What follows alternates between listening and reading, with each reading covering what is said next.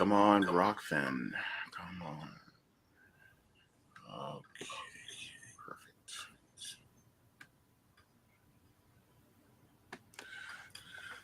Okay, we are live.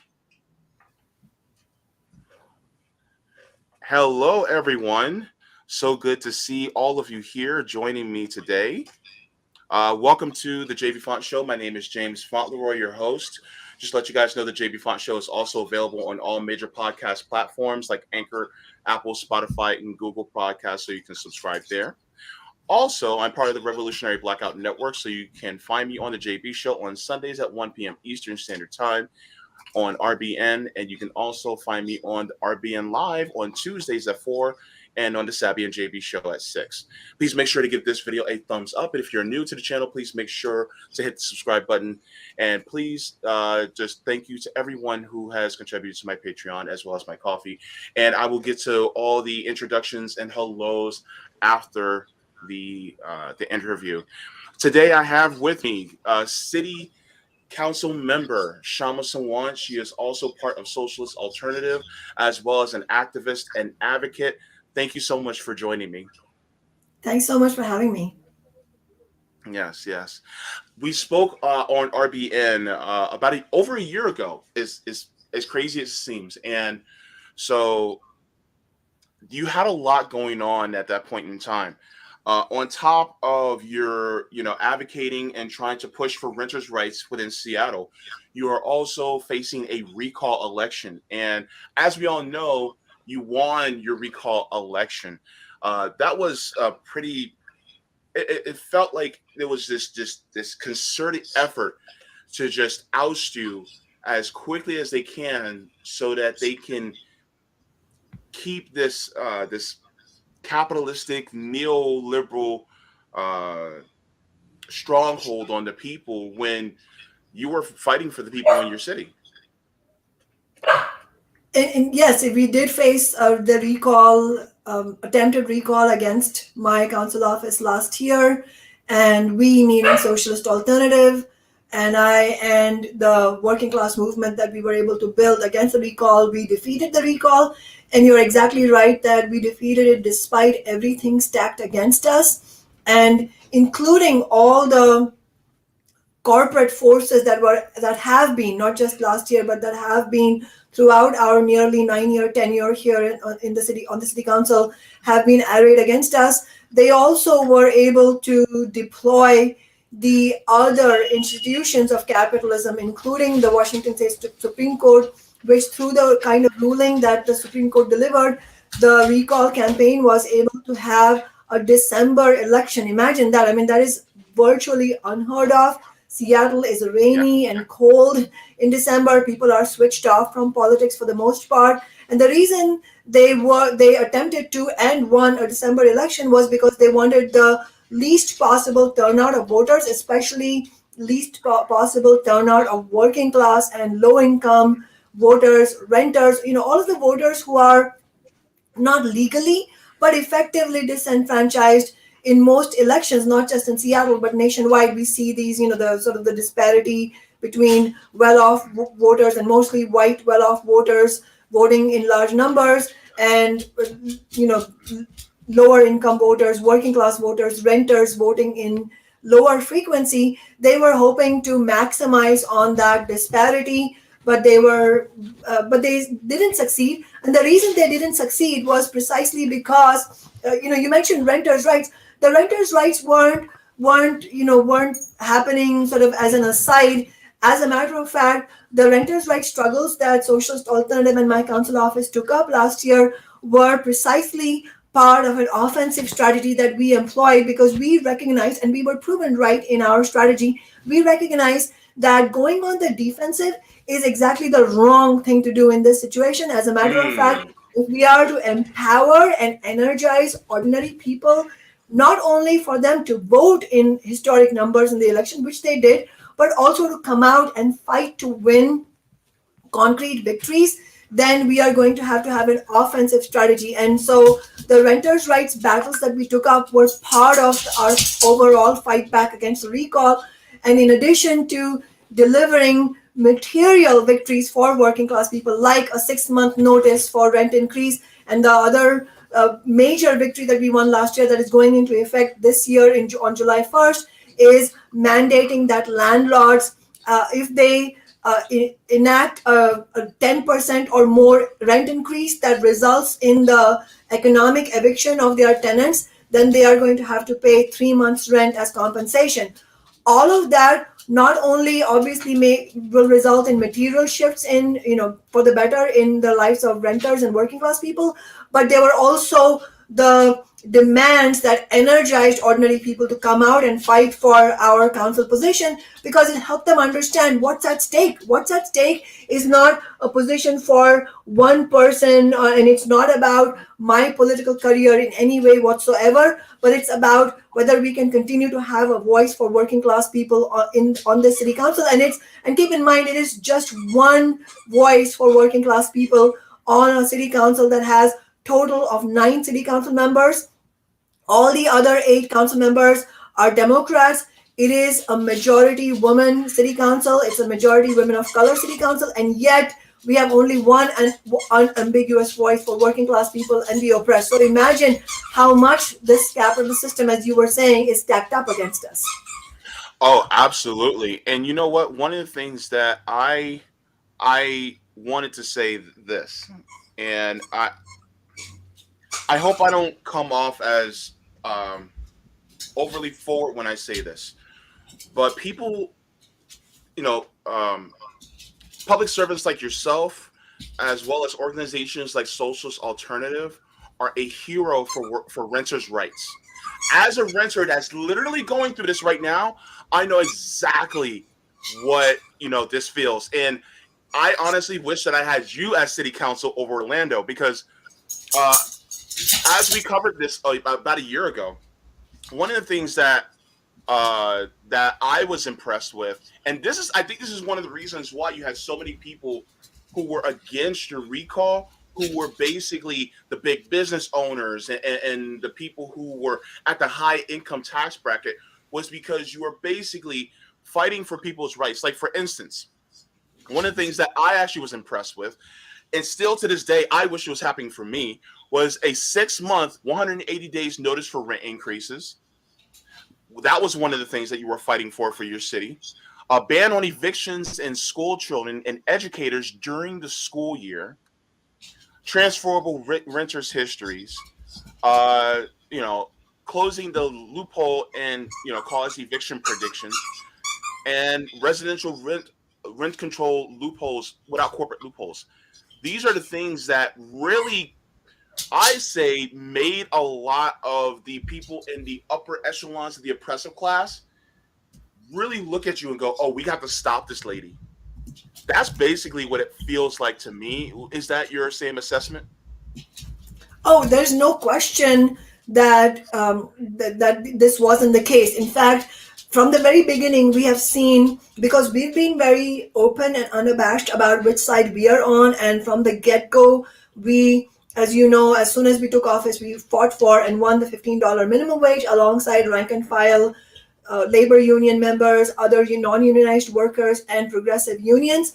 Not only that, in fact, when we ran our campaign in 2013, our first campaign for city council in 2013, Mm-hmm. we made it very clear that we are on the side of working people. We're not going to talk from both sides of our mouth. I also pledged, and as many of you know, I am carrying out the pledge, which is of taking only the average worker's wage and donating the rest of my now over $146,000 a year salary from the city council after taxes to social justice movements. After taking the average worker's wage and after paying taxes, the rest of it goes into a solidarity fund. And from the get-go, as I said, when we ran the 2013 campaign, it was never, and it has never been, a personality-driven campaign like, "Oh, look at me and my family, and don't we look nice and vote for us."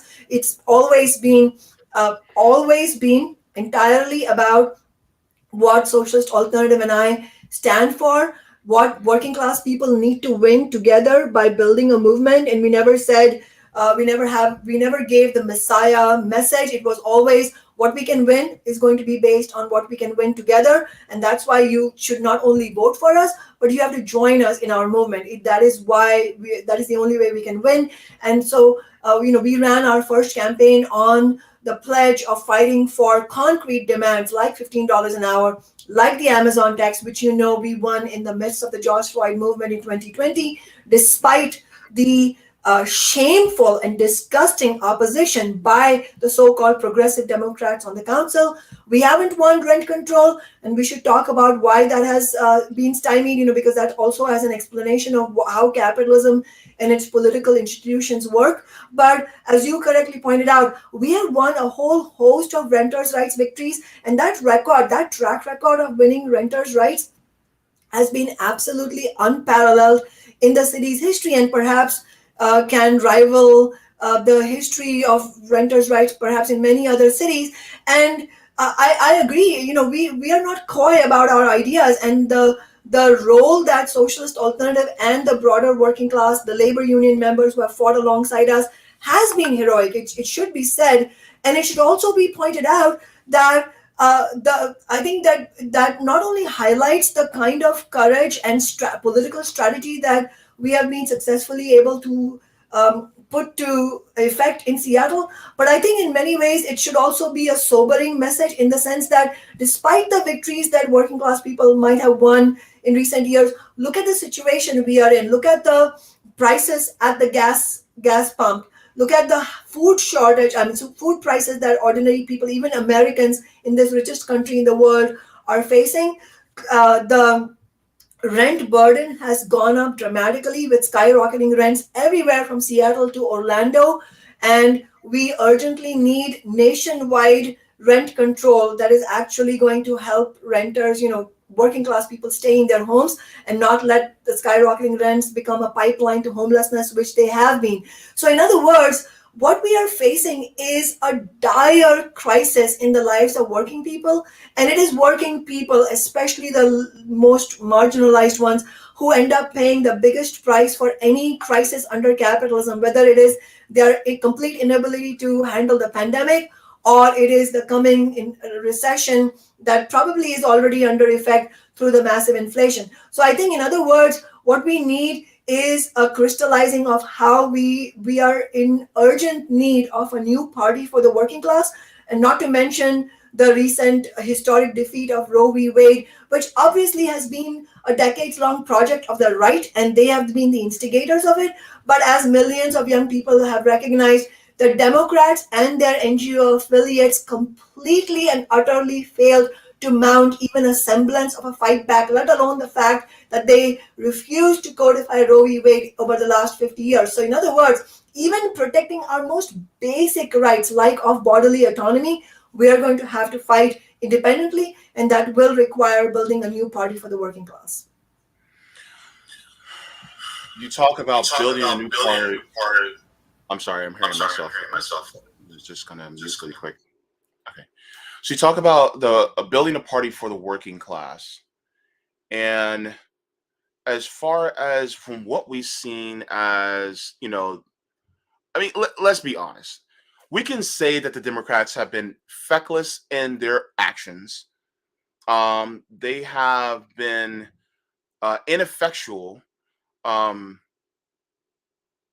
But a lot of us, especially those of us on the left, are now starting to lean in the same vein that, is it really because of failure, or is it really intentional that they were trying to allow this to happen? Because a lot of us are really feeling like they don't really they didn't want us to succeed in codifying it in the first place. Am I being a little too harsh there?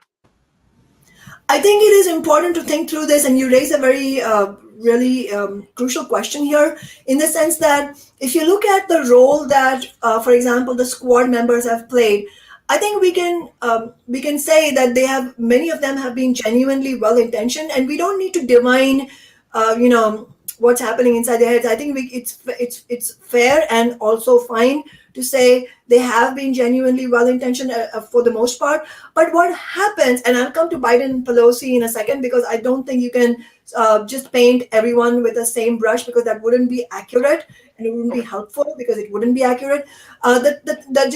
Just talking about Squad and Bernie Sanders, for example, for a moment, I think it is important to note that despite all the best of intentions in the world, they have been completely ineffectual in winning any kind of reform, let alone even defending some of the basic rights that we have had in the past, like Roe v. Wade. And so, what that proves is that even if you had the best intentions, it is not going to be good enough.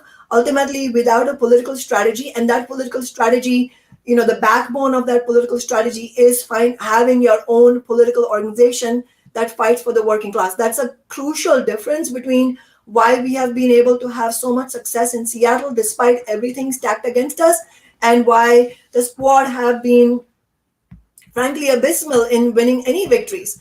And as far as Biden and Pelosi and Schumer and those other actors, the power brokers of the establishment are concerned, I think it is accurate to say, and it's actually necessary for the left to recognize that they are cynical defenders of the capitalist system. So, in other words, their primary task is to uphold the status quo of capitalism, and if that means, and it has meant for them, not effectively fighting the right, then that is what they will do. They are, so Nancy Pelosi is sooner willing to make a concession alongside Donald Trump, as she showed in the past, than actually take up the battle against the right wing and ignite a ferocious fight back from the working class. Why is that? Because they are afraid that if they in any way created that fight back, if they had called for example, rallies, marches,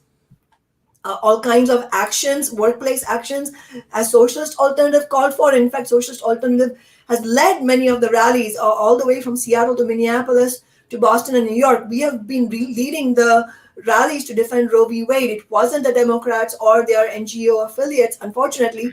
But the reason they are not calling for such rallies and marches and workplace action is because they are afraid that if they ignite such a force of the working class, it won't stop at something like defending Roe v. Wade. It will go into True. many other directions. And as a matter of fact, that's really important to note, because the way Roe v. Wade was won in the first place in 1973 was through this kind of militant action. But that militant action, what history shows is that it does not happen in a vacuum, in a political vacuum, just for one issue. If you look at the history of the 60s and the 70s, what it shows is that Roe v. Wade was, of course, it was won through millions of women marching on the streets, taking workplace action, working class women taking action for abortion rights. But it happened in a political context where so much was brewing. You had the anti-war movement, you had the civil rights movement, the black rights movement, you had the Yeah. indigenous rights movement, you had the environmental rights movement, and victories like OSHA, workplace safety improvements were won at that time. The Vietnam War was ended at that time, and all of this was happening in a big crucible of the consciousness of working class people dramatically rising up. And in fact, there was even a revolutionary current at that time. And what the ruling class was afraid of was those revolutionary conclusions being reached by these militant movements. And so, in order to ward that danger off, they were forced to make concessions, and Roe v. Wade was one of those concessions. Let's not forget that all this happened under the Nixon presidency, and the Supreme Court at that time was just as Republican as it is now. It was just as much nominated, appointed by the right wing. And in fact, one of the judges who voted against Roe v. Wade was a Democratic appointee. So, in other words, it's not so much about what the exact composition of these institutional bodies are. It's what challenge and what threat do they face from militant working class struggles on the streets.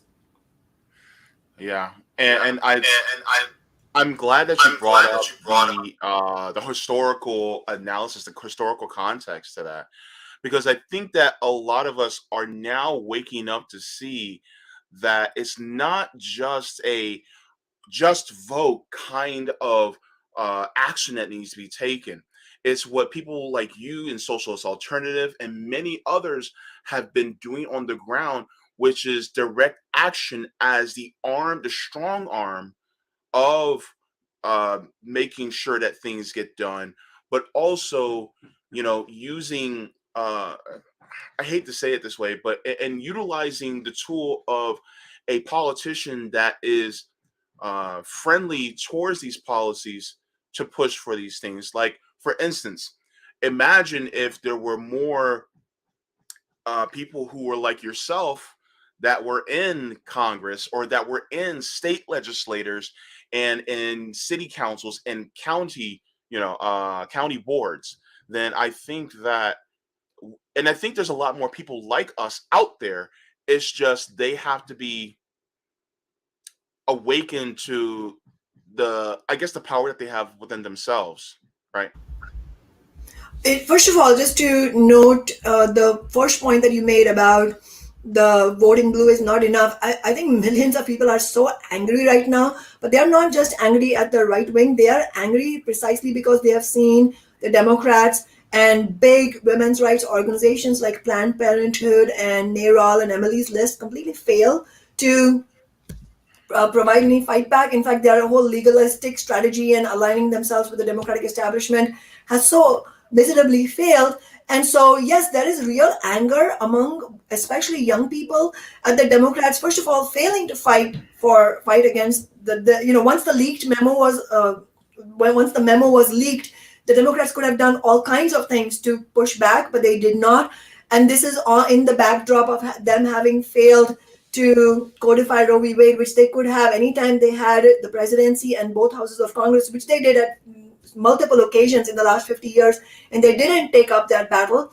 They have not. In fact, right now, Biden could sign any number of executive orders. They have not done anything to overcome the filibuster in order to pass basic common sense legislation in relation to abortion rights and medication abortion and all of that. And so people are really angry at the fact that after Roe v. Wade was overturned, the only message from the Democratic Party was, you need to vote. Can you chip in $15 an hour so we can win these midterms and finally codify reproductive rights into law? People are not buying this. As one young woman who was quoted in an important article in Salon magazine said, it's like asking us to buy into a broken system yet again in the hopes that it might fix itself. It won't. So more and more young people are angry about this. One woman was quoted in this article saying it feels like they couldn't care less. And so you're seeing more and more examples of this. I don't know if your viewers watch this, and if they haven't, I would urge you to play this for them. There was a video that went viral from a protest that was originally called for by Socialist Alternative in Houston, Texas. But then 5,000 people attended that protest. And then Beto O'Rourke, Democrat Beto O'Rourke, who showed up there hoping for some free brownie points, asking for a speaking slot. And instead, he was forced to hang his head in shame as the crowd around him chanted, "Voting blue is not enough. Democrats, we call your bluff." So nationwide, we're seeing more and more of a crystallizing of this consciousness. Obviously, we have to understand that a lot of people may not understand that yet. But at the same time, we have never before, at least in my time as an activist in the last 10 years, I have not seen such a major opening for really the prospect of a new party that and the anger against Democrats is at a fever pitch right now. So what do we need to focus on in this context? We need to focus on the fact that the left is nowhere near providing the kind of leadership it needs to. And that is why Socialist Alternative and I are relentless in calling for a new party. Why? Because it won't work otherwise. It's not going to work for us to confront this anger of young people and then go and say to them, oh, but you should vote Democrat anyway because that is the only thing we have on offer. It's not going to be, it's not going to work. And it's important to point out that a fundamental reason why the squad have failed in winning any reform, whether it was $15 an hour, and by the way, it should be probably now be $25 or $30 an hour, not $15 an hour anymore, but they have failed to win even the basic minimum wage increase. Yeah. not to mention Medicare for all and other harder to win reforms. A fundamental reason why they have failed to do that is precisely because they accept the confines of capitalism. They don't think there is any alternative to capitalism. They don't believe that there is any alternative to the Democratic Party. And it is this flawed analysis that then forces them to make concessions with the Pelosi and the Schumer Democrats.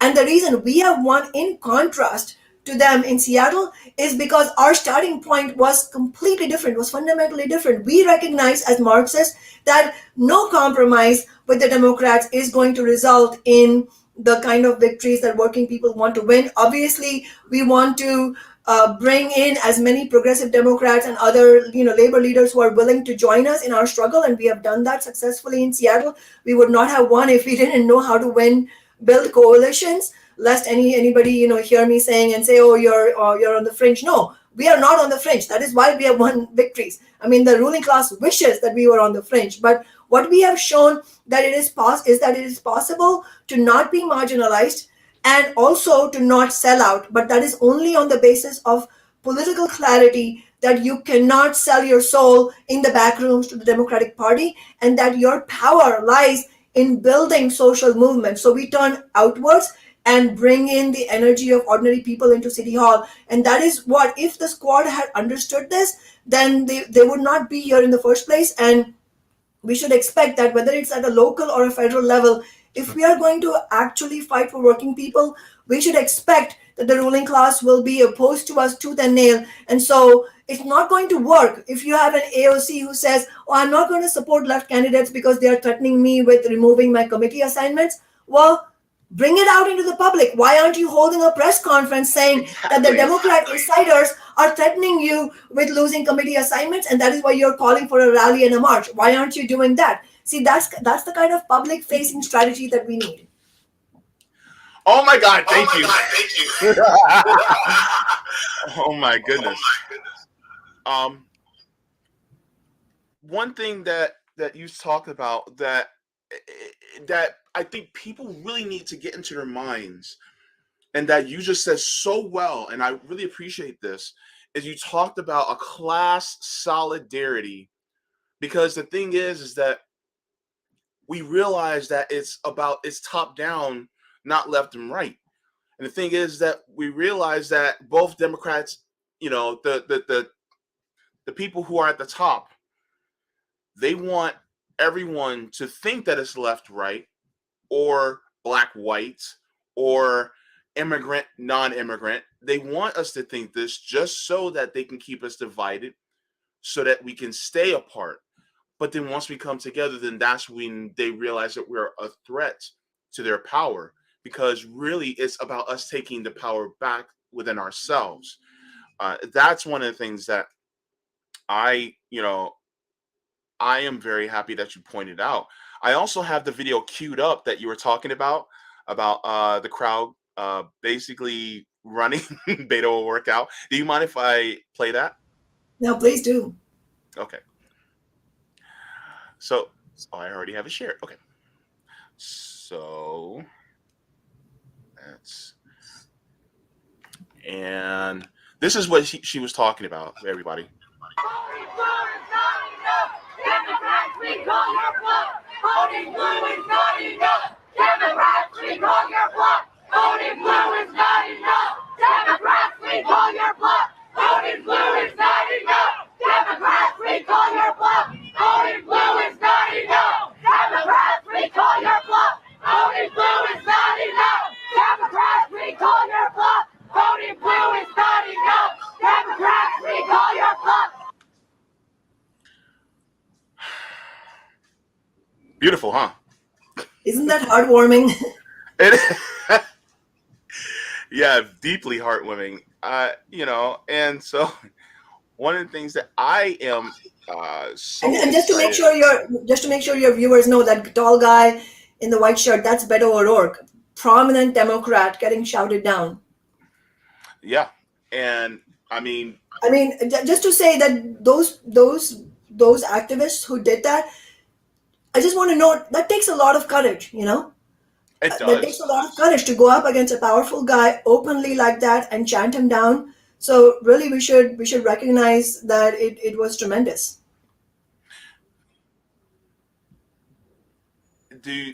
Would you agree with the phrase "the kids are going to be all right"? I would. I guess, as a Marxist, I cannot help but say the kids are going to be all right if we have a clear working class leadership. Yes. Yeah, yeah, and clear demands, right? Because I think that's one of the Yes. the faults of Occupy Wall Street, as well as was during the Black Lives Matter protests, where there was this energy that was drummed up, and it was great energy, but there was no clear set of demands that were being met so that we can get the concessions that we needed to improve our material demands, right? I think that's a very important point about demands, and having concrete demands and leading with and emphasizing concrete demands has to be part of the bedrock of any successful working class strategy. It's a non-starter if you don't have concrete demands. And whether it's a social movement like Black Lives Matter, as you correctly mentioned, or it's Starbucks unionizing, for example, demands need to be central. In fact, one of the things that Socialist Alternative and I have been advocating for, and many workers are agreeing with us and doing it on their own in the Starbucks unionization drive, is the need for the union to lead with concrete demands, like whether it's $25 an hour starting wage, whether it is the question of how tips are organized, the question of free healthcare that is accessible to all employees, full-time or part-time. These are the demands that will unite the workers in the workplace. And it's in no small part that the Amazon labor union won the victory at JFK warehouse, because they led strongly and emphatically on the basis of demand. Every leaflet that they had in their break room, the leaflets that they were using to talk to workers, it was Hmm. boldly plastered with $30 an hour starting wage. That was a crucial component of why they were able to win. And then the idea of demands and is also fundamentally linked to the kind of class basis that we need to have, in the sense that the reason that some of the forces that we have seen, whether it's in BLM or in the history of the labor movement, labor leadership, don't Hmm. use demands, or are very reluctant to use demands, sometimes openly oppose having demands, is because they are, even some of the well-meaning ones and many of the not well-meaning ones, uh, are afraid that, and they are correctly so, that concrete demands energize working people, and also they they clarify that this is a bosses versus workers battle, and that there is a fundamental antagonism between these two sides under capitalism, and that it is class struggle. So in other words, having concrete demands clarifies that this is a class struggle. Many leaders would like to paper over that and sort of give the impression, whether it is through actual words or just through an impression, that somehow we can reach unity with the bosses. Like unfortunately, some of the union leaders, including in the Starbucks context, they would like workers to believe that somehow Howard Schultz, who's the CEO and he's a billionaire, and other executives and shareholders, could be won over to the union. It's just a question of explaining to them, maybe one or two strike actions, yes, but ultimately we don't want to be too antagonistic to them, because we can win over the bosses. This is even if it's well intentioned, it's a dangerous message. It is a Oh completely yeah. false message, and it plays right into the hands of the ruling class under capitalism. So what we need to do is to build leadership that is going to be clear and not going to be fudging this reality, that no, the interests of the bosses and their profits and the interests of workers are completely counterposed to one another. And yes, you do have to go against the bosses, and there is nothing wrong in that, because what you are doing is showing your loyalty and support for the tens of millions of people who suffer every day under capitalism. So that not only is there nothing shameful, you should be proud. You should wear it like a badge of honor on your chest, that you are standing up for working people, and not allow the Democrats and some of the other sort of what I would call misleaders paint you as somebody who is actually, not a nice person. I mean, they say that about me all the time. Oh, she's not a nice person. And then going back to BLM, and the fact that we defeated the recall attack, I think it is important to point out, and probably most of your viewers don't know, at the same time last year that we were facing a recall attack against us, there were two progressive candidates. One of them was running, she was a city council member, she was a Latina, self-described progressive Democrat, who was running for mayor. And there was Nikita Oliver, who was a BLM leader, who was running for that open city council seat. And most of the political pundits were probably predicting that they might win, but we would lose. In fact, our political obituary was being written by mid-year last year because there was so much stacked against us. And I don't want to pretend. I mean, it was a hard fight. But the fact is that we won and they both lost. And it is important for us to draw out. It's not about making any personal remarks. It's about personalized remarks. It's about pointing out the differences between what political strategy wins and what loses. And so what was different between our campaign and me and those other candidates? One is that we of course are independent of the democratic machinery, whereas Lorena Gonzalez, the one who was running for mayor, she has been part of the city's democratic machinery from day one. But also Nikita Oliver, even though they were part of the BLM movement, ultimately they used a strategy of tying themselves to the Democratic Party and distancing themselves from the kind of politics that we were bringing forward. Their campaign did not really emphasize the concrete demands that, James, you were correctly talking about, lead with demands. They did not lead with demands. And ultimately, they ended up losing to a very conservative Democrat, a very pro-big business Democrat, a Democrat who was actually against the $15 minimum wage and against the Amazon tax. And they ended up winning, even though there is a huge openness in Seattle to win our kind of politics. So in other words, what all of this demonstrates is that we need a fighting class struggle approach, whether it is to win victories for the Black community or for the working class as a whole. Yeah,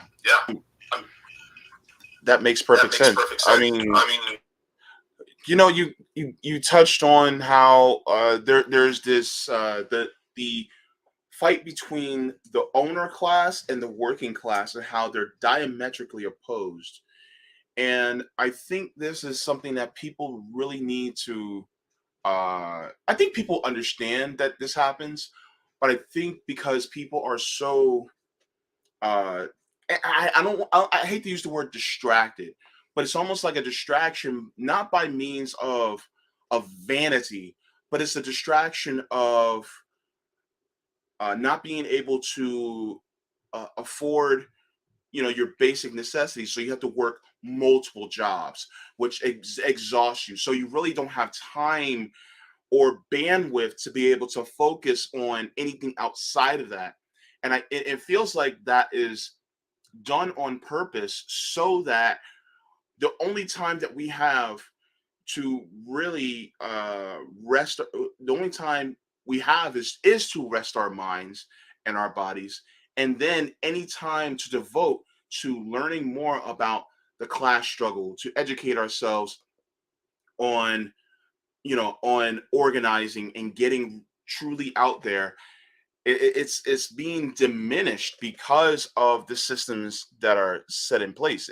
It feels like uh it's an upward hill battle, but at the same time I feel like if people who have the same mindset that you and I have, if you possibly can, if you're privileged enough, ha- even if you're not, if you can do this organization to help push people, not push people, but activate them to do what you're doing, then in the end, it's going to be worth it. Undoubtedly, it is not only worth it, this is the only thing that will potentially save the planet. I mean, the planet, when you look at the climate crisis, is not going to be saved on the basis of capitalism. That much is clear, and it is not my personal view. The entire consensus of the climate science community, the scientist community, is telling us that on the basis of capitalism, this is not going to work. So we really are as Rosa Luxemburg said, we genuinely are facing.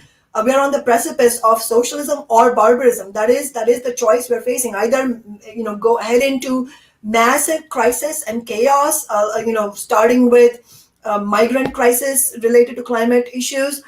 We are facing potential death knell for the planet unless we fight for socialism, which is basically an economy that is based on the democratic interests of ordinary people and the sustainability of the planet. And there's no question about that. Sorry, I lost my train of thought. What were you saying just now? That I wanted to respond to. Oh yeah, you were talking about how the fight for mere survival under capitalism hampers millions of working class people from becoming part of the struggle. Yes, that's true. And in fact, that's part of what capitalism relies on. When you are struggling to just put food on the table and put a roof over your children's head and just struggling to get by, the larger struggle is not uppermost in your mind. That is true. And I also agree with you, those of us who do share the political analysis of the need to break from capitalism and to fight for the tens of millions and globally billions who are suffering and for the planet itself, we do have an obligation to fight if we are able to. But I also wanted to say that history does not actually show some sort of linear relationship with if you are privileged enough to have a decent standard of living and then you can focus on political theory and then you will be the best fighter for a different society.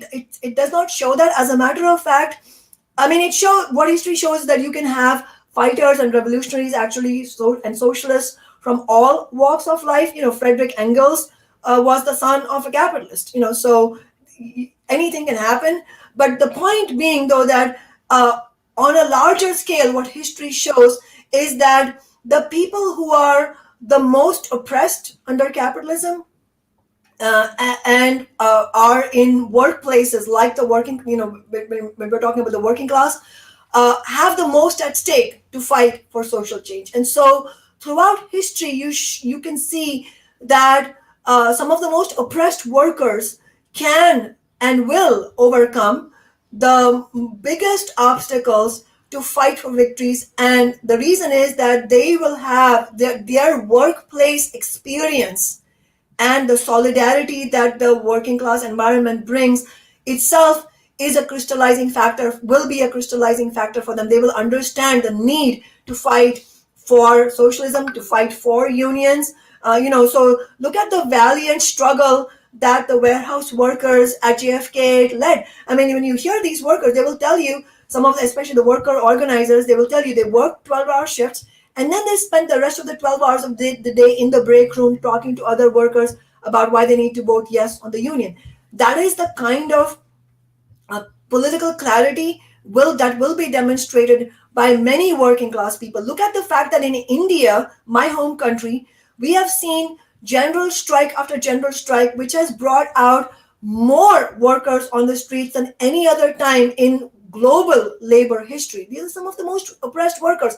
But the working class environment and the experiences that working people have going up against the system, it will itself be a political education. But obviously it's not going to be enough in that. We also need explicit political education, and that is why we advocate for organizations like Socialist Alternative, where we take political education very seriously. Yeah, thank you so much. And I think one of the things that you pointed out that's also really necessary is you were basically speaking about a sacrifice of some of that free time that we're still allotted, at least a little bit of it, in order to push more for our own rights. Um, One of the things that I wanted to ask you as well, as someone who is a public servant, and in my opinion, the true sense of the word public servant, um, what type of advice, first of all, that you would give to those who are well meaning, but they are running in the Democratic Party? I mean, if you want to say leave the Democratic Party, I'm not going to be angry at you either. But what type of advice would you give to those who are feel like they have no choice but to run in the Democratic Party? What would you give to them to, to help them to not necessarily think that they can just push the Democratic Party, but help build up the working class people in their area so that they can kind of circumvent the ire of the Democratic Party with the power of the people behind them? First of all, as you as you alluded to, my obligation would be to tell them not to run as a Democrat because I'm not going to lie to them. I'm not going to sugarcoat the reality. My first and foremost obligation as a Marxist, as a fighter on the left, is to be completely 100% honest about what I know about politics. And so I'm not going to pretend that it is going to be the correct thing to do for them to run in the Democratic Party. However, we have built links with people who have run as left members of the Democratic Party over and over again. And we have done that on the basis of helping them understand that if they decide to fight the democratic machinery, they're not going to be alone. We are going to be on their side, and ultimately it's not about me or some individual being on their side. It's the fact that if they want to go up against the Democratic Party establishment, then they're going to have to build some other force that will stand with them. You need somebody, you need some forces on your side if you're going to go up against a Goliath of the democratic establishment, and that is going to come from building movements on the ground. So my advice for such individuals as you're talking about will always first start with the need to break from the Democratic Party, and if there's within the Democratic Party, then, and even if they were run as independent, the ultimately the thing to do is to build working class forces on the ground as a counter to the establishment. And it's an interesting question you asked, because it made me also think about how it's not enough just to run independent in name either. I mean, you have one candidate, me, from Socialist Alternative, who's held office for nearly 9 years, but then you have over 150 DSA or other independent left candidates. Many of them have run as Democrats. Yes, that's true, and that's part of the problem. But there are many DSA elected officials. Why is it that virtually none of them have been able to win the kind of victories we have won? It's not, it's not personality. It is political. It is the kind of political conclusions they have reached as individual political representatives, but also whether or not they have what I have, which is Socialist Alternative, which is a cohesive political organization that rests on a very strong political analysis, and that we work as a force together, and that we are ourselves as an organization rooted in the broader working class, and our members are members of the working class. Many of them are union members, they are non-unionized workers, Starbucks workers, Amazon workers are amongst our ranks. We have so many workers who are also renters, and they were part of the renters' rights fight. So in other words, what are the forces that are aligned with you? What kind of campaigns do you run? Do you lead with demands, as you were saying earlier? Do you actually understand that when you get elected, you go up against the entire machinery, and you're not there to make colleagues or friends with Democrats, but you're there to fight for working people? And that automatically means that the Democrats, will see you as the enemy, and they should. If they don't, you're doing something wrong. So, but yes, you should run as an independent, absolutely, because the Democratic Party is a dead end. But only running as an independent in name or running as a socialist in name is not enough either. And it's important to note, for the working class to win victories, it's not about accumulating numbers. It's not about, oh, how many electeds can we have? It's what kind of elected officials do you have? What kind of political strategy are you using? What kind of political organizational strength do you have around those elected representatives? True, true. I fully agree. I mean, because the thing is that it's just like having saying, I just want a car. And it's like, okay, yes, but what good is the car if it's sitting on cinder blocks? It doesn't help you at all if it's unable to actually perform and work. And so that's one of the things that I see as integral as part of that. And one of the other questions that I wanted to ask you is, to those people who are thinking about following in the same path that you have, as being part of an organization like Socialist Alternative and running for either a local office, county, city, state office, what type of advice would you give to them for navigating this space and how to really, excuse me, build up to successes that you have in Seattle and many other members of these different groups have throughout the country? I think really I would just go by what I was saying earlier in response to your earlier question. Primarily, it is about whether or not you have a fighting political strategy, whether you have demands, and who you're surrounding yourself, who is surrounding you. You know, if you are surrounding yourself with Democratic Party operatives and Mhm. people who are giving you the kind of advice that will be convenient for the status quo, then you're going to make misstep after misstep. You have to surround yourself with genuine people who want to fight alongside you for something different. Having said that, though, I would pivot a little bit and say that along the lines of what I was saying earlier, that it's not just about accumulating numbers of elected officials. I would say that I don't necessarily believe that everybody who is watching this and are inspired to do something, they should run for office. I don't genuinely believe that. I mean, look at Socialist Alternative. We don't willy-nilly run election campaigns, and that's because we understand that when you enter the this is these are city council, whether it's a city council or US Congress, these are governing bodies of US capitalism. For the most part, their goal is to maintain a favorable situation for capitalism. So it's not like you are entering government and then you're going to make policy. That's not how it works. For every single thing that we have won, whether it was $15 an hour or renters' rights victories, we have had to fight tooth and nail against whom?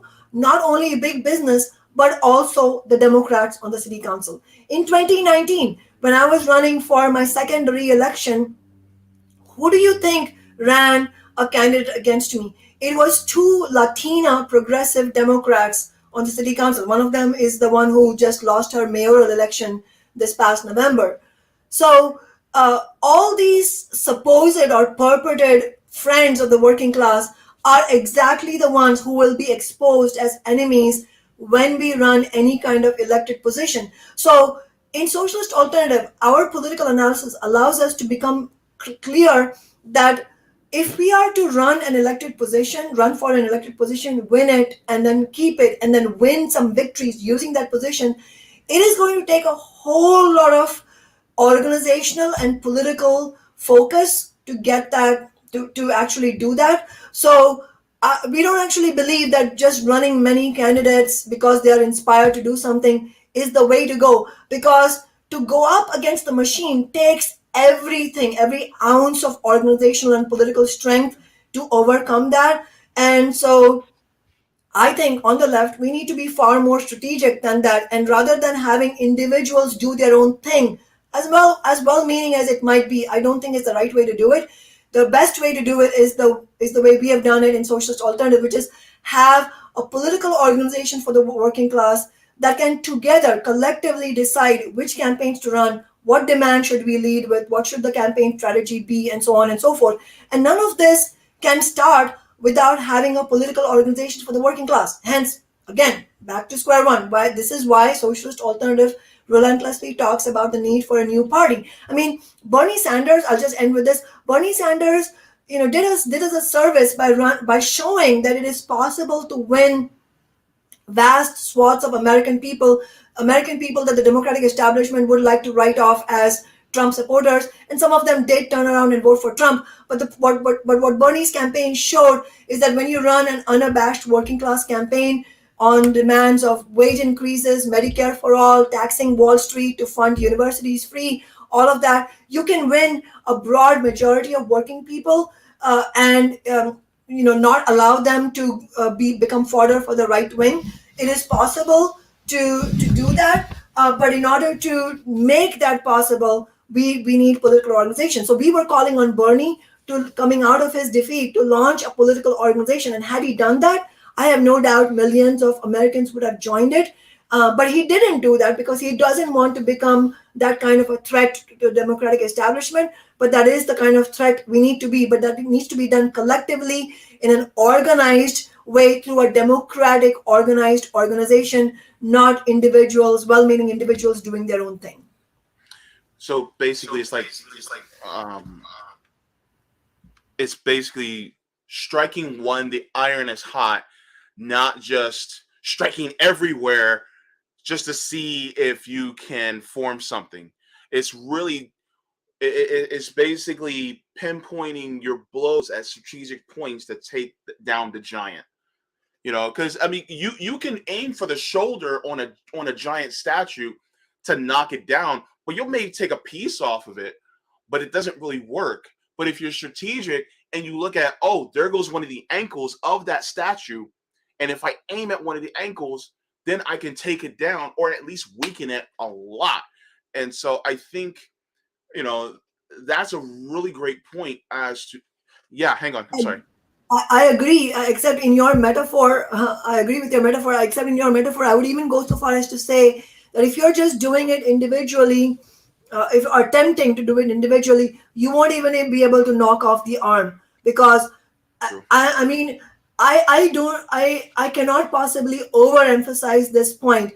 The machinery of the Democratic Party is ruthless and relentless, and they will come after you with everything they have got. So let us not on the left have any illusions of how this can be done if they're well-meaning individuals. Look at AOC. I don't know if people remember, there was a New York Times article, I think in after the elections in 2020, in which AOC was quoted as saying something, I'm paraphrasing, I don't remember the exact quote, but something like how stunned she was by how much the Democratic elite went after her, and that sometimes she feels like an outsider in her own party, and that this party doesn't stand with her. And of course, when I was reading that, I was like, yeah, you're dead right. They are not on your side. That's what I mean.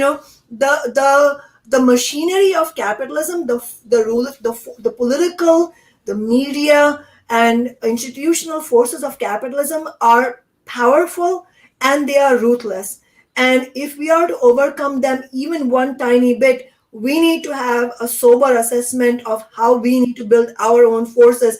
And I would really urge individuals not to have any delusions of grandeur that you're going to do it yourself. I mean, I'm sure AOC had some good intentions when she got elected, but the squad has been able to accomplish virtually nothing.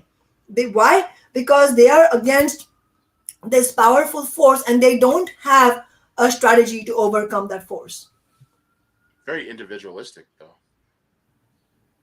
Yeah.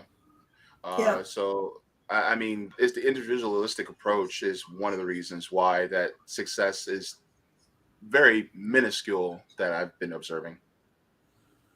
Yeah.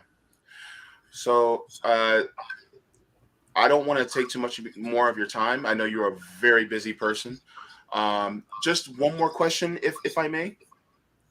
Absolutely. Okay, so what is on your next agenda as succeeding in your city of Seattle right now? Like, what is in your sights to tackle right now? Well, right now, most urgently, we have announced, my office has announced 2 different pieces of legislation to combat this defeat, the Roe v. Wade defeat. Obviously, we don't, as a city council member, I don't have any jurisdiction over federal changes.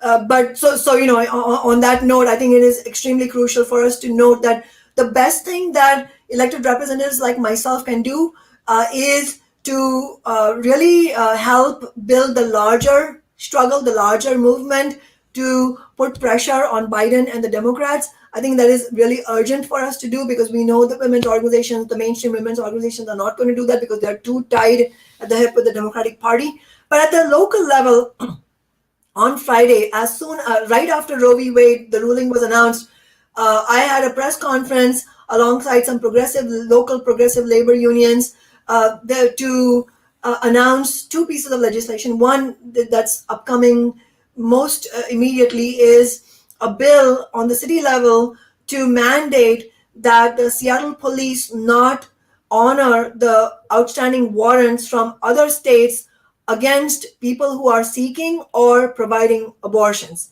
This is very important. This was the approach that was used by the city in 20 years ago uh, to mandate that Seattle police don't go after marijuana related offenses.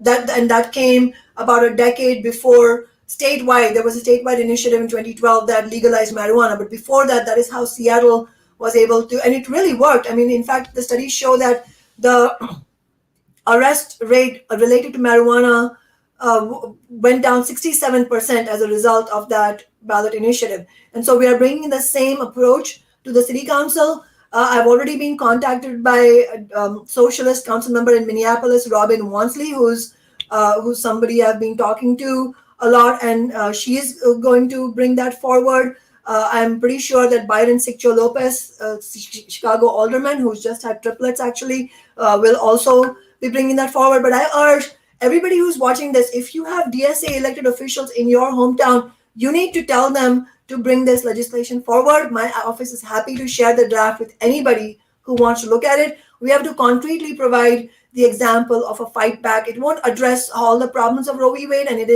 we have to recognize it's a historic defeat.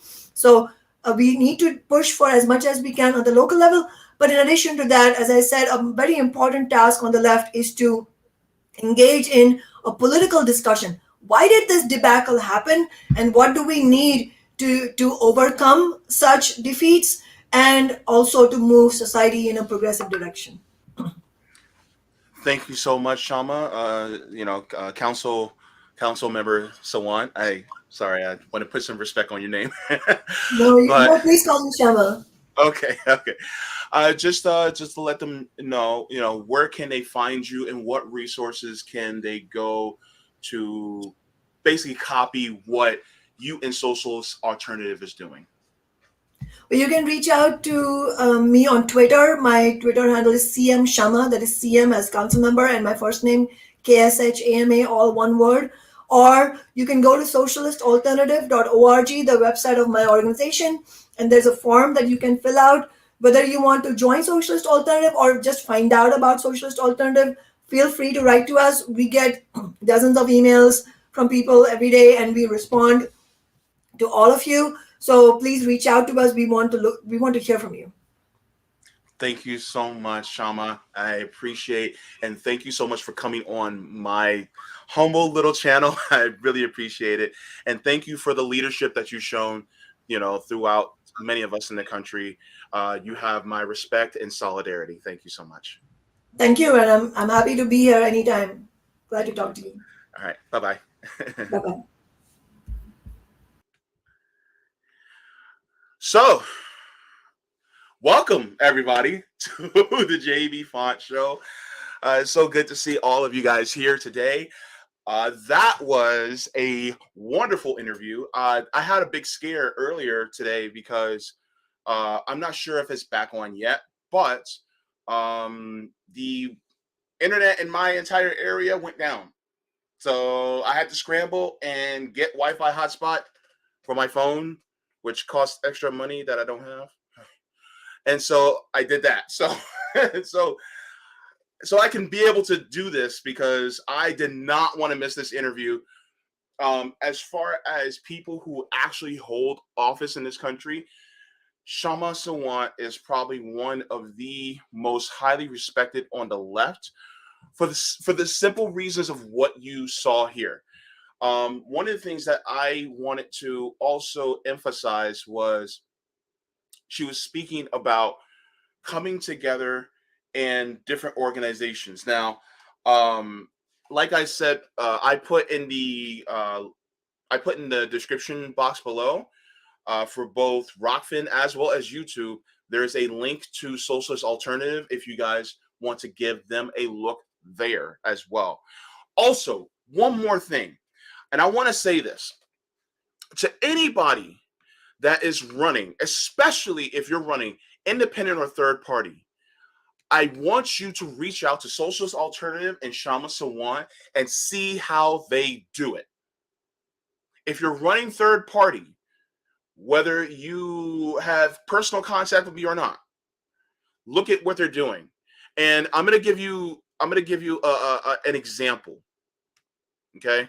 Because I think this is deeply important for people to really take a look at. Look at this, okay? This is one of their flyers that they came out with. This is for renters. It says renters facing economic eviction. It says who gets relocation assistance. And so it says reason for eviction, landlord wants to remodel unit. Now this came out last year when I spoke to Kshama. Last year, okay? It says reason for eviction, landlord wants to remodel a unit, then you get relocation assistance, yes. Proposed, yes. Landlord who wants to demolish a unit, you get relocation assistance. Landlord who wants to raise the rent either 10% or more, and it's what we call an economic eviction, which what I was facing, still kind of facing, then they wanted to do that. And what would it do? Well, look down here. The eligibility criteria would be if your rent was raised 10% or more in a year. So let's say hypothetically, your rent is $1,000 a month, right? And they go, okay, so we're going to raise your rent $100. Well, you're in this criteria because then if it forces you to have to move, that means you qualify for this. And the assistance would be that the renter, that if they are raising their price by 10% in order for you to renew, if you have to move, they now have to give you triple the rent in order for you to move so that you can get the money for first month's, last month, and security deposit for when you move. Because it is not fair that they can raise the price by 10% and then you have to basically evict because you can't afford it. And it's not fair to you. And this is, who pays is the landlords who raise their rent more than 10%. So if you are an independent or third-party person, there are some of these different types of policies that you can implement into your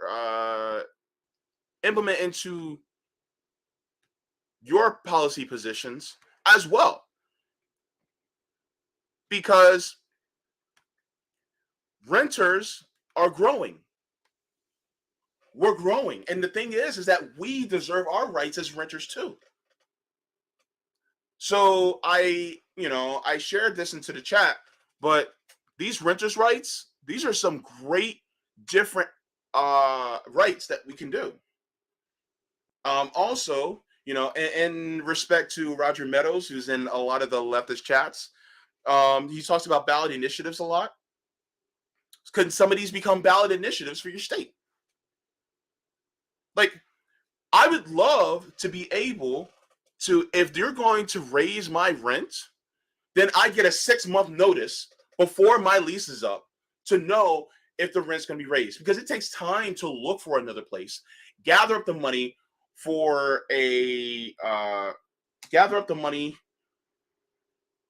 just to be able to do application fees. And then on top of that, you also have to raise money for your U-Hauls and being able to switch over your utilities and things like that. There's so much money that goes into moving. And so I honestly think that that's fair. And so if you guys are still going to want to have owners, then okay, fine. But you're going to have to make sure that, you're not oppressing the people who basically are providing you income. That's one of the things. And I forgot to mention this. One of the ones that I also wanted to highlight was banning the use of credit checks. One of the reasons why within, what was it, less than a month ago, myself and my mother, we got rejected for for a new place that was going to be slightly lower than what we're paying now is because they did a credit check. That's one of the reasons why I didn't get the place. So I'm stuck here paying a higher rent, and everybody else is, other than the ones that rejected me, are even higher than what they're raising my rent for. And so all because of a credit check. And and the thing is that if it's not just by yourself, whoever you're also renting with, their credit gets checked too.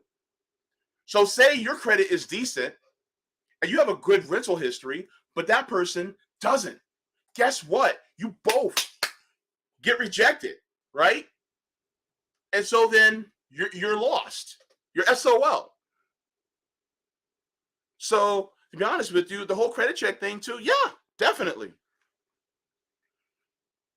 So I'm going to go to the chat and give my introductions to everybody, because I had to start off hot, because when you got somebody that's very strong, on these issues like Kshama Sawant, and she's a very busy person, you want to make sure that you utilize that time as much as possible.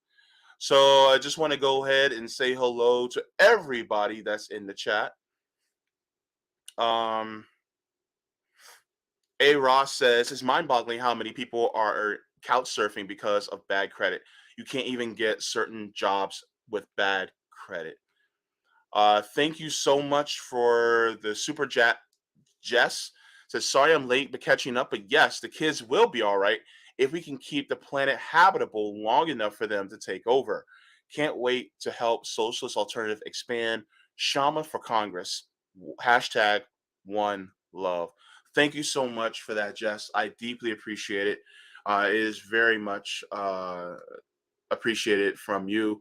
And yes, the kids will be all right. But the thing is, we also have to make sure we teach the kids and not let these people who are either oppressor friendly or the oppressors to teach them, because they definitely will. And we don't want their minds to be warped by capitalism, this capitalist pursuit of profits over people. Nam, thank you so much for the super chat. Says, excellent interview. Loved all the topics discussed. Thank you so much.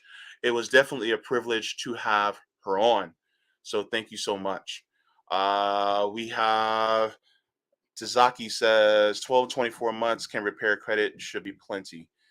No, you're responding to Yipper.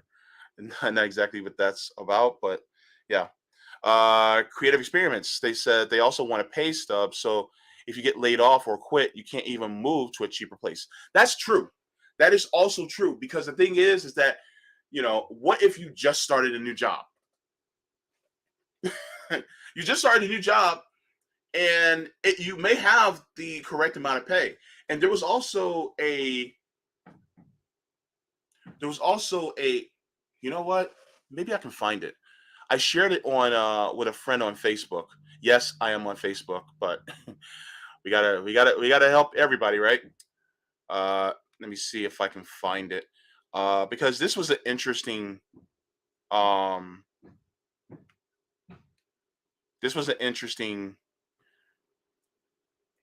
issue that was brought up. Hang on. Oh no, hang on.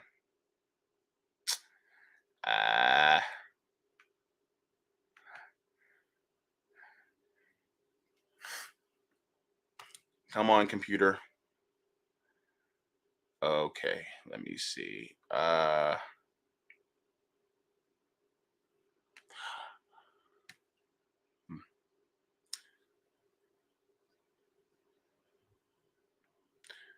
There was this I think this guy was a TikTok message. I probably should just go straight to my page and do that. But I really want you guys to see this, because it makes so much sense when it's people talk about it. I found it. Okay. All right. So please don't mind the mess, but I'm about to share my Facebook page really quick. So you guys, you be just like, Yeah, economic warfare. Let me share this really quick. So you guys, and I'm going to share my screen really quick so you guys can see this. Uh, this gentleman was saying this. Okay. All right. Okay. Let's pause. Let's expand. Yeah, nice beaches, palm trees, all of that. Don't move. Listen, I know this shit is happening all over the world. Mm-hmm. Let me tell you something.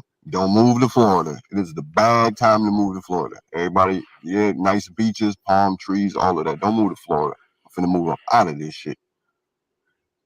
I go do a application for an apartment, Mm-hmm. decent apartment complex, nothing too serious. Don't you know these motherfuckers? They want 3 times the rent. You have, in order to be qualified at a lot of these apartments, you have to make 3 times the rent. Who the fuck makes 3 times the rent? So what I'm saying is this: if the rent, let's just say, is $1,400 a month, let's just say $1,200, $1,300, $1,400 a month. You pretty much got to make like $5,000 a month in order to even be fucking qualified. And don't let me talk about the background. Background checks. That's what he was saying. And please, people, don't mind all the banging. They're working on the roofs now. Bad timing. Bad timing. Anyways, but yeah, so 3 times the rent, right? How many people have 3 times the rent? So many. Excuse me. So many people can't even afford a $400 emergency, and y'all want us to make 3 times the rent. And by economic standards, your rent is supposed to be a third of your income or less, right? That's what it's supposed to be. But who can afford that? Who can do that? Because if my rent is $1,500 a month, I got to make $4,500 a month in order to afford it or more.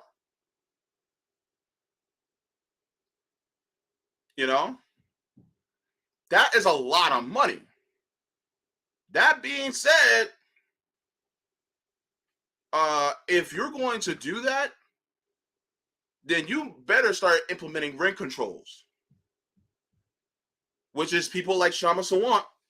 She's spearheading, right? And this is a concerted effort at class war.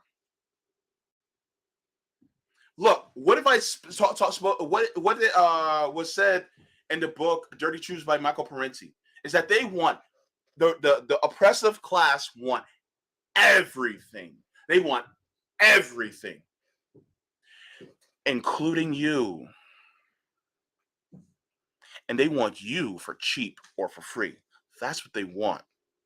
They want your time, they want your energy, they want your labor, and they want it for either damn near free or for free. And the only thing that they want you to do is keep sustained so that you can keep working for them. That's what this is. It is a means of involuntary servitude that they want to keep this up so that you basically don't have any rights except for just toil in their factories or their fields for little to nothing.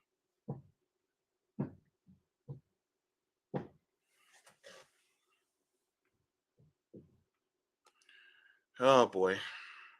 So, that's one of the things that I'm trying to talk to people about. Radical Eclectic says, does this cover the cost of Wi-Fi hotspot, JB, after Gurgle? After Gurgle takes the cut. Oh my goodness, man. Thank you so much. You made me laugh. I needed that. I needed that Radical Eclectic. Thank you so much. Yeah, that'll cover it. Thank you. Actually, I think that'll cover a couple months. So appreciate it very much. But yeah. Um. Let me see. This shirt, kind people. Hang on, let me stand up just a little bit. Kind people are my kind of people. Was actually given to me by ADC. Let me get his page up. ADC. ADC is ADC is a comrade that's on People's Voice Network.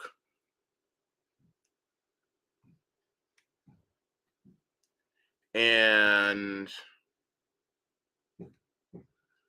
ADC created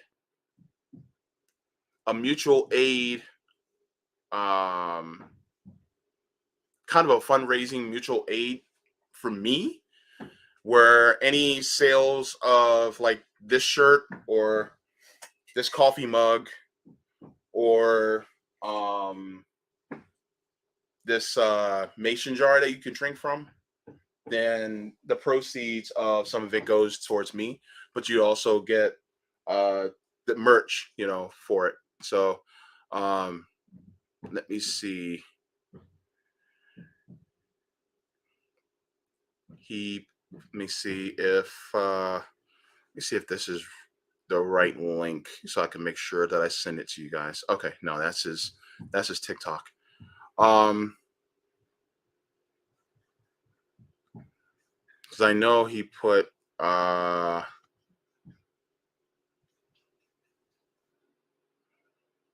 here we go.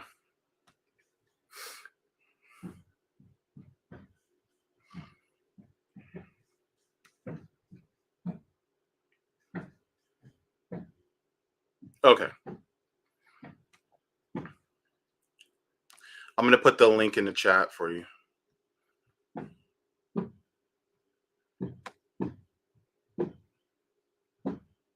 All right.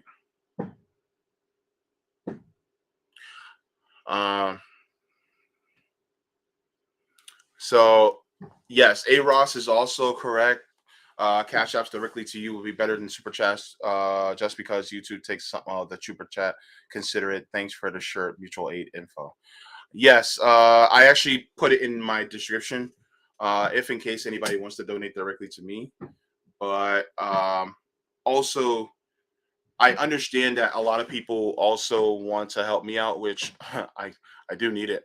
But at the same time, there's also others out there, and if you can give some type of mutual aid to somebody else, it doesn't even have to be financial.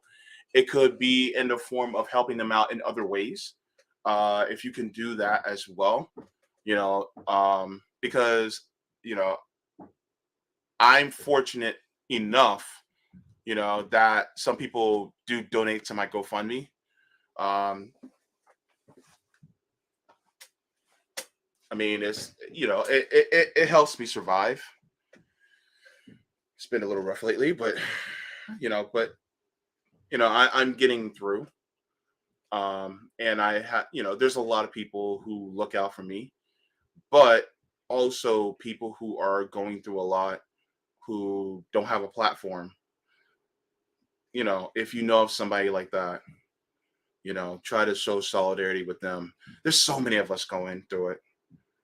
And I try to, if if I can share, on social media, so that if there's somebody that can help them out, I try to do that, and you try to do that as much as you possibly can.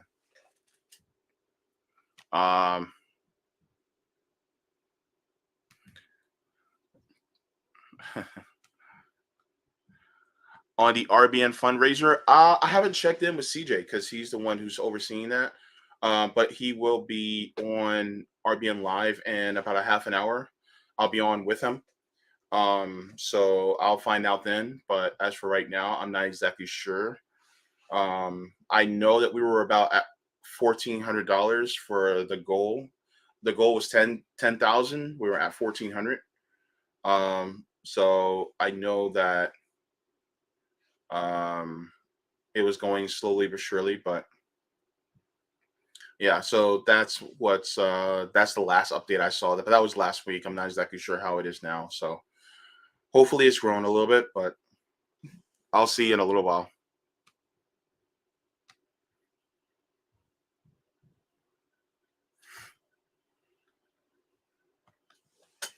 Creative Experiment says, whatever you do, don't waste this upcoming Great Depression by donating to Democrats or Republicans. I agree.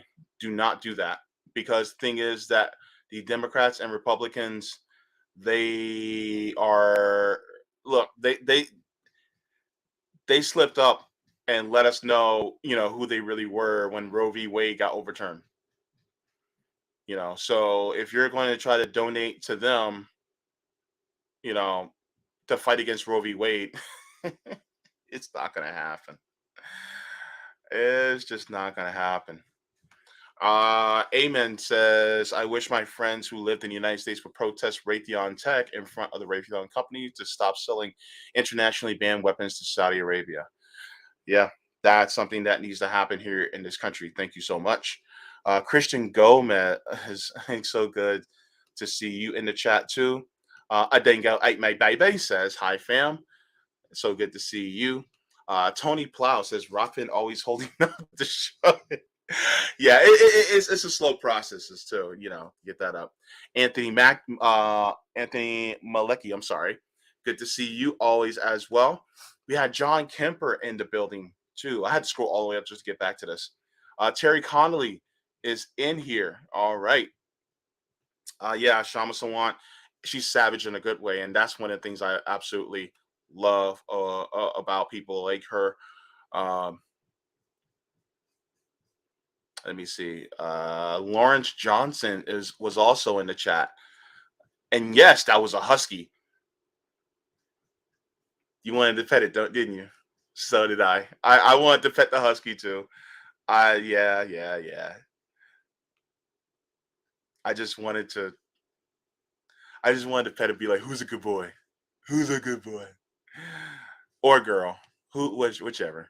Danny says, does the list of demand have any provisions specifically for former convicts? Believe it or not, former convicts have an even worse nightmare finding housing. I know this because it's very close to home. And that's something that I also, if I could put that in the list of demands, people who have served their time, they served their time. They should no longer be punished for something that they've already paid for. And so, yes, I agree with you wholeheartedly, Danny, that, that also should be on a lot of platforms for people who want to be part of an organization. Organizations get on this, as well as people who are running for third party or independent candidates. You also should have that on there too, as well. I don't think Chris Hayes. I don't think so. I like Kshama Sawant, but has she ever worn a tax the rich dress to the Met Gala? I don't think so. I haven't seen anything. Yes, Gary, she definitely was a voice of reason. And that's one of the reasons why I had her on, because she's reasonable. Ghost Start says, breaking, Commander X is getting out. I just saw that before I went live. This is also really good news. Commander X is getting out. Will be on probation and supervised release, but out. The judge and prosecution can still screw themselves, but thank goodness. Yes. And shout out to Comrade Misty as well as Glory Jones and Pasta and Fiorella for being on the front lines, for advocating for Commander X.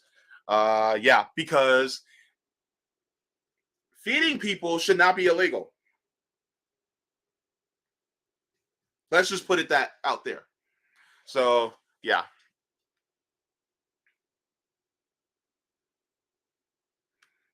All right. So, I think I saw some people. Case Study was in here. Yes, this is what I was looking for. So good to see Case in here. You're doing the Lord's work, Case. I appreciate everything you're doing. And it could be whatever Lord, you want it to be. It could be Jesus. It could be Thor. It could be Vishnu. I don't know. It could be Zeus. It could be Amun Ra. Whichever lord you want. But you're doing the Lord's work nonetheless. So all right. Kshama Sawant is gold. Yes. Gary said, did I say hello to you, Gary? I don't remember if I did. If I didn't, hello. Good to see you too. Expropriate landlord says Roe was never an advancement. It cut short militant action and debate before it was won as a social conquest. Abortion needs to be constitutional demand, like women in Argentina and Ireland have won. You're basically talking about having it codified into law. I think that's what you're saying. And if that's the case, then yeah, I completely agree. It should be a constitutional thing. It should be enshrined in the Constitution.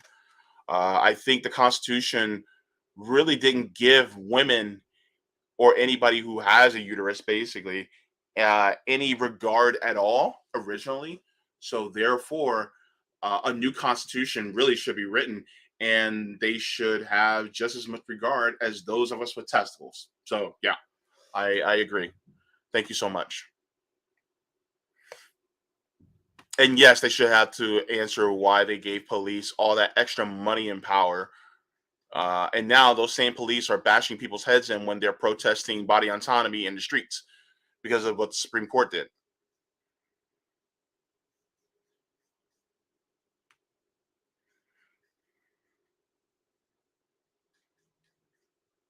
Great Teen says we must get all dark money and big money and lobbying out of elections.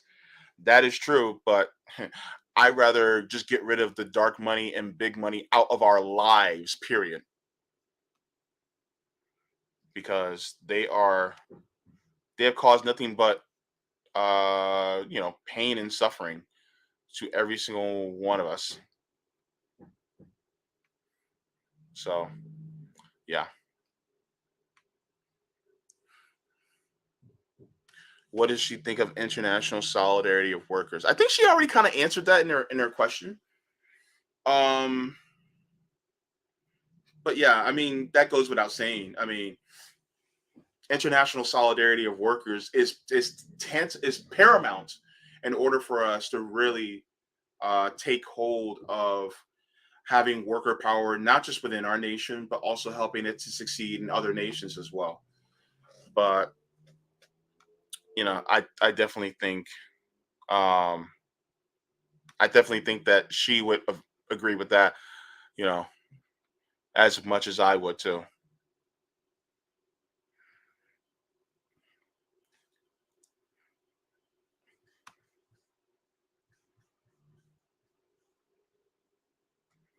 You had to resubscribe. Brenda says, I've been subscribed to you for a while. When I clicked on your stream, I had to resubscribe. Interesting. Thank you very much for letting me know. There's only so much that us smaller channels can do. We don't have that much power. And so sometimes, they'll do like a wave of taking subscribers out because they think that somebody's spamming to raise subscribers, which isn't true at all for me. So, yeah. By the way, to answer your question, are there social alternatives across America? From what I see on the website, in fact, let me share my screen really quick, just so that you guys can see what I see. So you guys will have that information as well in your area. If you go to the tab, it says in your area at the top, you see national, right? It has a national, then it has a New England. So it's in Boston, Worcester, New Hampshire, and Rhode Island. Mid-Atlantic is New York City, Philly, and Pittsburgh. Southeast is Gainesville, Northwest Arkansas, Raleigh, Durham, Chapel Hill. Pacific Northwest, of course, in Seattle, Los Angeles, the Bay Area, San Diego. Southwest is in North Texas and Houston. And in Midwest is Chicago, Cincinnati, Columbus, Detroit, Grand Rapids, Madison, Milwaukee, and Minneapolis. So that's the in your area part of the Socialist Alternative. And I'd probably be if I shared that into chat so that you can have that info. There you go. So good to see all of you. Sulamoon as well. So good to see all of you. All right. So I got to get going because I got to prepare for RBN. So, and I want you to give you guys time to, if you guys got to take a break, grab a snack, grab a drink, grab your bong, grab a shot, go pee, and, go ahead and, get yourself a breather, for a little bit. So that you guys will be ready and prepared for that. It's going to be an interesting show. Tazaki asks, what if the bottom 10% pay 50% of taxes? Don't we already? I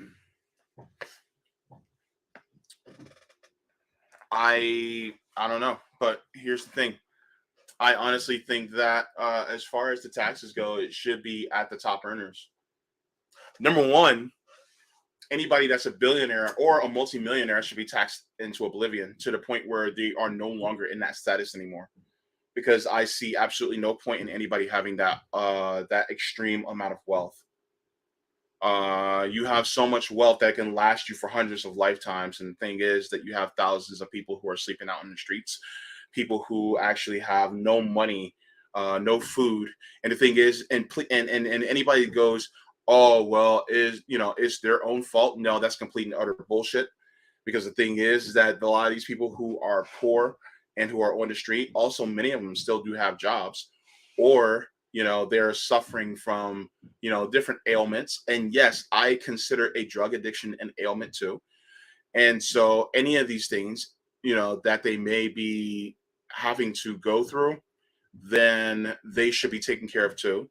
I think housing is a human right. I think healthcare is a human right. I think food is a human right. I think water is a human right. So with that being said, nobody should have that drastic amount of money until everybody has their rights fulfilled. And even then, everybody deserves their surplus labor and wages. But of course, some people are going to come into the comments and disagree with me because that's socialism. Well, guess what? I'm a socialist. So yeah. Anyway, I just want to thank you all for joining me. It was such a good discussion. I just want to thank again. Hang on, double check to see if you're subscribed and hit the top bell icon for notification. Thank you, Sulamu. Thank you. Oh, forehead kisses to you. Mwah, you get an extra one. Anyway, I want to thank Kshama Sawant for coming on. It was so lovely to have her. I cannot wait to have her back on again. Please, Council Member Sawant, please come back. Let's have some more conversations. It was good. I can't wait to do this again. Da da da da da da da da. Yeah, I had to let my goofy side out now because number one, because I had to keep it professional, in front of Council Member Sawant because it's serious conversation, but also joy is revolutionary. We have to be as joyful as we possibly can. I want you to remain joyful too. All right. Don't let them, take your joy away. And so, yes, I am. I'm in Florida. Yeah, I know. Anyway, yeah. But also, I will be continuing the reading for Blood in My Eye by George Jackson on Rockfin exclusively. So I'll be continuing that this week, as well as stay tuned for the continuing reading of Dirty Truths by Michael Parenti here on YouTube. I'll be continuing reading that as well. And just to let you guys know, The Sabby and JB show that's coming this Thursday. It's gonna be a fun episode. We're gonna talk about some fun stuff again too. So be sure to stay tuned for that. And oh wait, I'm having a Green Party council candidate on this Saturday. Crap. I gotta get my phone because I have his name on my phone. I'm bad with names, folks. I'm sorry. But we already have plans to, so that will be this Saturday, actually. So I'm going to be having a conversation with him. It's going to be a great conversation nonetheless. And I want you guys to continue to leave the world better than you found it. I want you to water your plants. I want you to water yourselves. I want you to make love, not, well, okay. If it's class war, win the class war. But make love while doing it. Okay. Forehead kisses to every single one of you. You guys, you and you and you and you and you and you and you and you in the back chair too. I love y'all. And end scene. Yes, I love you. Good to have you. You guys rock. Rock. Steady. Steady rocking all night long. Rock. Steady, rock,